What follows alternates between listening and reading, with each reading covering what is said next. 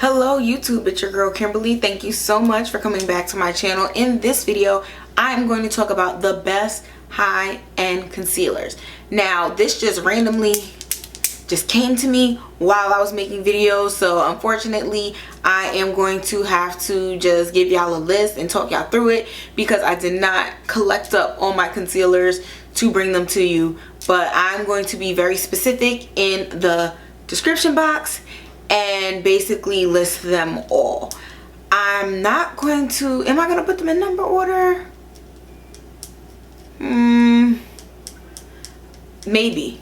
We'll see. We're going to walk through this. This is real off the cuff, so work with me, people. Work with me.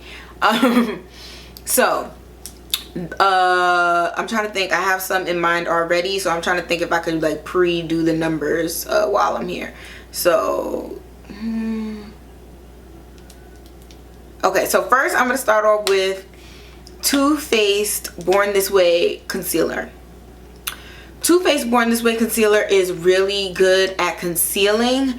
However, I wouldn't rate it as number one because I just feel like it's really thick compared to, yes, it's a liquid concealer still, but because of the consistency of it, it's a little more give and play and blending, and you really have to be careful with how much product you put in the first place, or else it could just be a whole situation.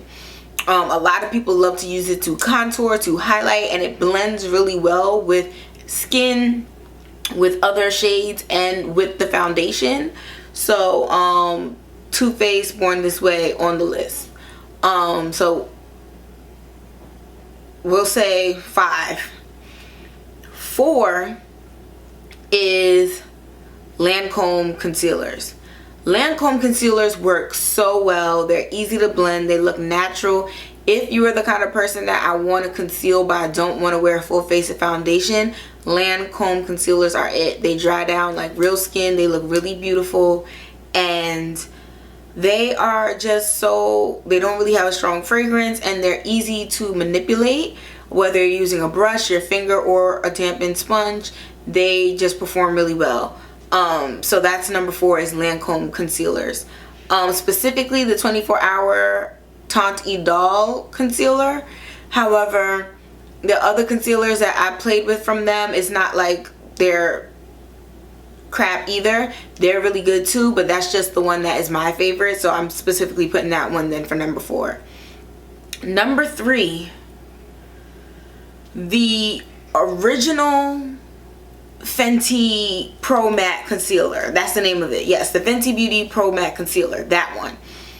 The other ones with the little pink squeeze tube where you were supposed to like do it based on your skin tone and the color corrector. The color corrector, yes. The other shades, no. The Pro Matte Concealer is just so much better. Because it has that true transparent packaging, you can look at it and kind of gauge better what's going to work for you. They have so many shades. So whether you find yourself inching here, inching there, or you need a shade for your under eye, shade for your pimples, shade for your brows, you can really mix and match the Fenty concealers to really customize to your makeup look. And because of 1, the price point, and 2, just because of the way this Fenty system works. So I really like them. And in terms of like the general masses, if most people ask me for a although I try to make my makeup recommendations more nuanced. If I know that someone's a Sephora shopper and they want a high-end concealer, and especially if they're a person of color, I'm most likely going to tell you that Fenty Pro Matte because she's like the best general recommendation. Number 2. This one was so hard. There's really actually no number 2. These are tied neck and neck, but somebody had to go to second place, and unfortunately that was Pat McGrath concealer. Pat McGrath concealer, Sublime Perfection concealer, is beautiful. It's amazing. It blends so naturally. It has a satin matte finish, so it really looks like the equivalent of your real skin when you put it on, and it just looks so gorgeous, so lifelike. It has enough luminosity that it looks like it's real and you look hydrated, but it has enough pigment and matteness that is going to hide those dark spots, discoloration, hair, in terms of under the brow. really phenomenal concealer. The only thing that makes it a little more difficult to say that it's number one is the price point. It's not that it's egregiously expensive, like it's not $100 concealer, but also there are other concealers that perform just as well that don't cost that amount of money. So if you are a makeup person and you're into the brand and you really, like myself, I'm gonna spend the extra for Pat every time. If I know that you're the kind of person that spends extra, I'm gonna tell you to get her first. But what eked out the other one for number one is the price and the availability. So to be perfectly transparent, every Sephora doesn't have the full Pat McGrath collection. There's some Sephoras that don't have Pat McGrath at all. And I do think that they're trying to like work on that. So for instance, the Sephora that's closest to my house, when they originally opened, they had no Pat McGrath products. And then it was like 3 months in, and then they started carrying Pat McGrath minis. And now that they've been open for like a year or two, no, a year, I think like a year and a half, because it opened like either beginning of the world ending or at the end. But so now there's Pat McGrath, but the Pat McGrath collection is limited and there's less products, and I still end up going to my favorite Sephora, which is the second closest to my house, and they have the full Pat McGrath collection, but it's not every store where you can get all the things. So I really also don't like sending people to Sephora and then it's like, oh, I tried to get it at Sephora and they said they didn't have it and they told me to go to this other location 20 minutes away. And I was like, oh yeah, because you know they don't have Pat everywhere. So unfortunately that's why she can't be number one, is because of the higher price point and the availability. What is number one though is MAC Studio 24 Hour Concealer. Oh my gosh, she is the number one concealer. Love, love, love that concealer. First of all, the shade range, the warms and the cools. Other brands are giving it to you a little bit, but the way the whole MAC system has the, this is the warm, this is the cool, this is the neutral, already really spelled out for the full brand, the concealer just makes it that much easier, because it's like, well, you want a yellow undertone instead of red for your under eye, so even though you're NW this, you want to get NC this, and it just makes it a lot more simpler, especially for people who are just getting into makeup, to understand their tone. With the and another thing that MAC is number one compared to like Pat or Fenty is that MAC controls their experience. So now especially the stores have been getting a lot better with their customer service, and they're able to kind of give you that tailored experience of like, this is what your skin is, and I can make you a face chart and explain the things to you. And Sephora just can't give that kind of brand attention to every brand. And I mean, why lie? That's not their business model. If we're pushing Fenty this week, everybody, I'm gonna tell you all about Fenty, and I probably will never even mention Pat McGrath, because when I mention it to most people, they say it's too expensive, you know. So because they can't control that narrative for their brand in the store, it just makes MAC just seem like a better experience. Also, MAC has a huge range of shades.